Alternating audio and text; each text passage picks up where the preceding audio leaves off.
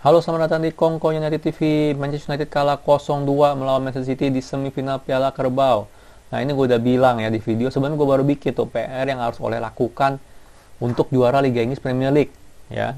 Yaitu mental pemain nih penting banget ya. Kita selalu kalau di pertandingan penting nggak bisa memberikan hasil yang kita mau ya. Contohnya di semifinal Europa League tahun lalu lawan Sevilla, Champions League lawan Istanbul. Terus Champions League lagi, mau seri nyari seri lawan siapa namanya Leipzig sama PSG nggak bisa. Dan sekarang hari ini kita kalah 0-2 lawan Manchester City. Ya, jadi PR Ole benar-benar dia gimana pun caranya harus membangkitkan mental, fokus, konsentrasi pemain kita selama 90 menit di pertandingan yang penting. Kalau nggak kita nggak bakalan juara ya kayak begini caranya ya, nggak bakalan juara apa-apa. Oke. Pertandingannya gimana? Secara taktik, menurut gue Ole kalah taktik sama si Pep ya, karena Pep jelas bermain berbeda banget dari sebelum-sebelumnya. Dia main sekali lagi dia main tanpa striker ya, dia benar-benar memperkuat midfield lah. Midfieldnya banyak banget. Dan ini kelihatan banget ya. Dan sementara Ole ini mainnya sama kayak kemarin, tapi nih kita pressing high udah bagus. Kita punya line of defense terlalu rendah ya. Terlalu rendah. Hasil apa? Lini tengah kita banyak banget bolong ya, banyak banget bolong. Jadi banyak banget dimanfaatkan kebolongan itu sama pemainnya Manchester City ya. Gerakan mereka lebih fluid, lebih passing mereka lebih banyak yang connect karena itu ya. Problemnya di situ. Cuman ya Manchester City pun taktiknya Pep pun nggak 100% bagus ya, karena dia nggak punya number 9. Karena dia nggak punya number 9 artinya apa? Mereka punya crossing segala macam tuh banyak yang nggak ada yang terima gitu ya. Dia harus nungguin si De Bruyne lah masuk kotak penalti, nungguin si Foden lah atau Gundogan lah masuk ke kotak penalti ya. Jadi tapi tetap aja kalau gue bilang Pep punya taktik sedikit lebih bagus daripada Ole ya, dan juga pemain-pemain Manchester City bermain sedikit lebih bagus, lebih fokus selama 90 menit ya daripada pemain-pemain kita ya. Oke. Kita lihat line up dulu. Mana nih line up? Oke. Jadi sebenarnya selama 90 menit itu ya, kalau gue bilang sih ini cukup imbang ya, cukup imbang dari segi permainan ya. Ini harusnya bola seri ya, harusnya bola seri. Tapi ya kita lihat kan dua gol dari Manchester City itu dari bola mati ya, satu dari free kick, satu dari corner. Dan ini yang gue bilang nih, kita punya defense itu benar-benar kurang banget ya, terutama kalau Lindelof sama Maguire main. Ya, dua orang ini kalau ini main ya. Kita lihat gol pertama ya. Kalau gol pertama bisa kelihatan banget itu bukan salah Luke Shaw kalau gue bilang ya. Orang bilang pasti Luke Shaw harusnya jagain dong sama John Stone. Ya, ini John Stone nggak pernah ngegolin loh sama 3 tahun terakhir, dan akhirnya ngegolin di gawang kita gitu kan bikin malu ya. Tapi anyway, itu bukan Luke Shaw. Harusnya yang salah itu bukan Luke Shaw tapi Harry Maguire gue bilang ya. Victor Lindelof sama Harry Maguire itu bola ngelewatin mereka ya. Victor Lindelof masih nyoba untuk ngebuang, kakinya masih coba ngebuang. Maguire tau nggak, seperti biasa nih Maguire, bola lewat depan dia diliatin aja. Ini bener-bener loh, ini PR besar banget buat Maguire. Gue nggak tahu apakah dia rabun atau apa ya, selalu sering banget bola depan dia dibiarin aja gitu. Lu coba nekel coba dibuang ya, tolong coba gitu, usaha dikit gitu loh, jangan cuma diem doang diliatin ya. Sering banget nih bola lewat begini kebobolan gara-gara Harry Maguire kayak begitu ya. Bola lewat dibiarin aja ya. Ini Maguire nih benar-benar deh kalau gue bilang sih, intelijensinya sih benar-benar nol kalau gue bilang nih kalau udah segini ya. Sementara kita lihat untuk golnya si siapa, Fernandinho ya, satu lagi ya, Fernandinho dari corner bola mentalan ya, disundul sama Bisaka, jatuh ke dia, ditembak. Ini orang nembak ya dari luar kotak penalti, nggak ada yang ngalangin ya. Itu, dan tembaknya itu sangat bagus ya, bukan salah Dean Henderson, nggak bisa tepis. Itu tembaknya sih bagus banget, itu benar-benar ujung. Cuman harusnya ada yang dateng dong, langsung pressing, coba nutup tembakannya gitu loh. Kagak ada ya. Jadi seperti yang gue bilang, selalu ada aja ya nggak fokus, nggak ada mental ya dalam selama 90 menit tuh ya. Harusnya tuh kita bisa seri tadi itu, dan penalti shootout lah. Tapi kita kebobolan 2 karena fokus kurang, mentalitas kurang selama 90 menit ya. Dan sekali lagi menurut gue ya itu defensive error kalau untuk yang pertama. Dan yang kedua juga sih harusnya kita bisa pressing, deketin Fernandinho biar dia nggak nembak gitu. Itu harus banget ya, itu ya. Jadi oke, balik ke line up. Dean Henderson sebagai kiper, menurut gue setuju aja ya, karena gimana pun juga Dean Henderson yang membawa kita sampai semifinal ya, jadi dia harus main lah ya, jangan De Gea. Itu keputusan yang benar ya, tumben lah Ole seperti itu ya. Wan-Bissaka mainnya jelek hari ini ya, kelihatan banget dia jarang banget maju, dia jarang banget support si Marcus Rashford ya. Jadi Marcus Rashford seakan-akan berjuang sendirian, dia dapat bola dia harus jadi kayak Ronaldo gitu, ngelewatin beberapa orang pemain gitu ya. Jadi Wan-Bissaka ini kurang banget support maju, dan juga secara defensively ada beberapa error yang gue bilang sih cukup krusial ya.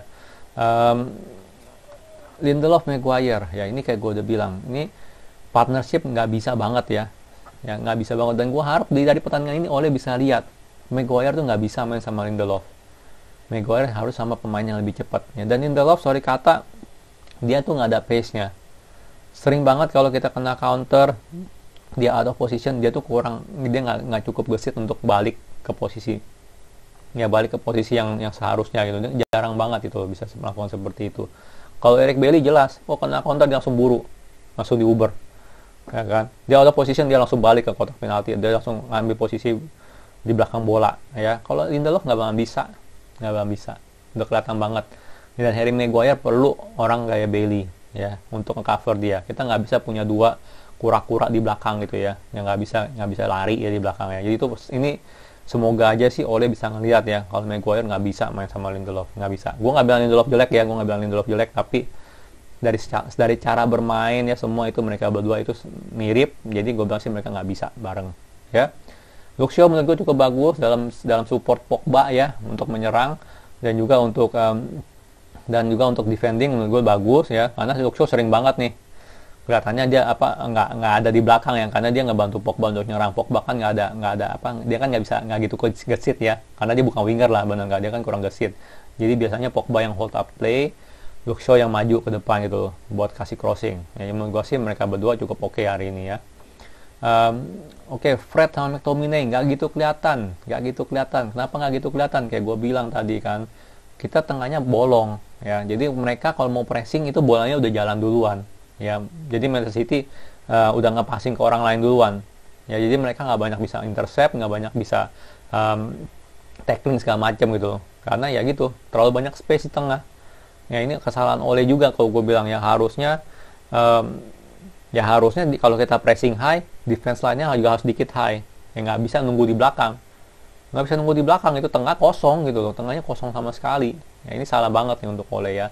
Dari Fred, dia CDM ya, lebih ke arah CDM di pertandingan ini ya. Menurut gue dia lebih bagus mainnya di Scott McTominay lebih ke arah box to box, ada beberapa dia masuk ke kotak penalti cuman nggak efektif.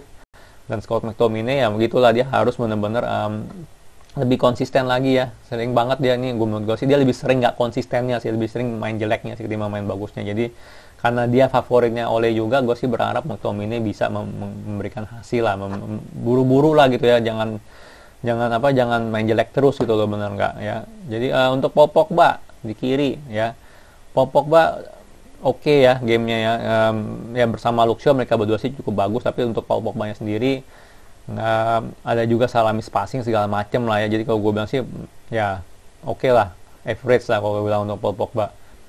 Nah ini Bruno Fernandes nih hari ini nih, aduh ya, sorry ya, gue suka banget sama Bruno ya, tapi hari ini sih dia off ya, gue harus bilang dia off ya. Dia tetap semangat, dia tetap pressing, dia tetap di mana-mana ngejar bola segala macam, tapi dia punya passing, dia punya crossing, dia punya visi, semua itu kayaknya off hari ini, benar-benar off ya. Ini makanya gue bilang pentingnya kita harus berani ganti Bruno Fernandes. Kita harus berani ganti Bruno Fernandes ya. Terserah Ole mau percaya sama siapa, Juan Mata kek ya, atau mau sama Van de Beek atau apa kek ya, terserah gitu loh. Tapi harus ada orang yang bisa gantiin Bruno, karena Bruno nggak selamanya bakal main bagus ya. Kalau dia kecapean pasti mainnya jelek ya kan. Harus ada yang bisa gantiin Bruno ya. Kalau dia main jelek, kita bisa ada nakoda lain gitu loh, ada orang lain yang bisa menyuplai kreativitas. Karena hari ini nggak banget ya nggak banget. Semua passing crossingnya itu bener-bener off semua sih kalau gue bilang ya. Jadi ya jangan salah sangka ya, gue suka banget sama Bruno, tapi ya hari ini ya dia harusnya sih, menurut gue sih dia harusnya diganti ya. Dan problemnya di situ, kalau kita mau ganti Bruno, ganti sama siapa? Nggak ada kan ya, karena di pertandingan nggak penting harusnya Ole mempercayakan pelapis gitu loh, biar mereka terbiasa gantiin Bruno ya. Kalau kan kayak gini ya, Bruno nggak main jelek ya udah semua jadi main jelek, Pogba jadi main jelek juga ya kan. Ya gitu, jadi jelek semua gitu loh. Jadi ini penting banget nih, Ole ini harus melihat ya, kalau dia nggak bisa selalu oh Bruno Bruno Bruno Bruno Bruno. Ya minimal di pertandingan yang kurang penting ya, lawan tim katro, lawan tim papan degradasi atau apa, Bruno istirahat dulu gitu loh, biar kasih waktu. Ya terserah dia mau milih siapa ya, gue nggak bilang harus Van de Beek atau apa ya, mau dia mau Juan Mata kek siapa terserah, tapi harus kasih waktu untuk pelapisnya Bruno main biar terbiasa. Jadi kalau Bruno jelek kita ada pelapis gitu loh ya, nggak sekualitas Bruno tapi masih bisa lah gitu loh ya. Oke, untuk Marcus Rashford juga nggak gitu bagus ya di kanan ya hari ini ya. Ya sekali lagi menurut gue sih ada andil dari Aaron Wan-Bissaka yang jarang maju. Jadi Marcus Rashford harus berjuang sendirian di depan. Ya ini udah sih ada problem di situ juga ya. Jadi dan juga sih defensifnya si Manchester City juga bagus lah hari ini lah. Kalau masih fokus mereka ada ya ketimbang defense-nya kita yang nggak ya gitulah, fokusnya setengah-setengah. Anthony Martial menurut gue dia main lebih bagus dari Rashford ya. Dia nggak dapat banyak peluang ya. Rashford dapat lebih peluang ya, tapi kebanyakan juga offside. Martial nggak banyak dapat peluang, tapi dia punya link up play, hold up play, menurut gue cukup bagus hari ini ya. Jadi dari kekalahan ini kita masih bisa lihat ya, PR-nya ini masih banyak. Dan yang gue bilang, nonton deh video gue sebelumnya ya. Memang sedikit lama sih itu video, tapi gue bilang di situ gitu, mental kita dari pemain juga belum ada ya, belum ada sama sekali ya. Dan Ole pun masih ya, karena dia kurang pengalaman, dia masih harus banyak belajar gitu loh ya kan, kayak pergantian pemain, kapan harus istirahatin pemain segala macam, dia tuh masih harus banyak belajar dari situ ya, karena kita nggak bisa selalu pakai Bruno Fernandes sama Marcus Rashford gitu loh, nggak bisa 100% selalu pakai mereka terus, harus ada istirahatnya ya, karena kita main bola ini padat banget, seminggu 2 kali. Kalau dia nggak berani untuk mengistirahatkan pemain ya gitu, lama-lama performanya juga turun. Mau gimana juara ya, ini kan kayak gue bilang sebelumnya, IPL itu maraton ya, lu nggak bisa maksain gitu loh ya, nggak bisa maksain pemain main terus gitu dari awal sampai akhir selama 38 pertandingan IPL, itu nggak mungkin gitu loh ya. Jadi semoga Ole bisa belajar di pertandingan ini ya. Lindelof, Maguire out udah pasti ya, nggak bisa Lindelof main sama Maguire, harus ada Eric Bailly di situ. Dan juga ya itu, gimana cara dia mupuk mentalitas fokus, konsentrasi pemain kita selama 90 menit di pertandingan penting. Ini penting banget nih. Ya kalau nggak kita susah deh, gue bilang deh susah deh. Ya perlu keajaiban juga lah. Ya perlu hoki, ibaratnya bukan keajaiban, perlu sedikit hoki untuk kita menjuarai Premier League.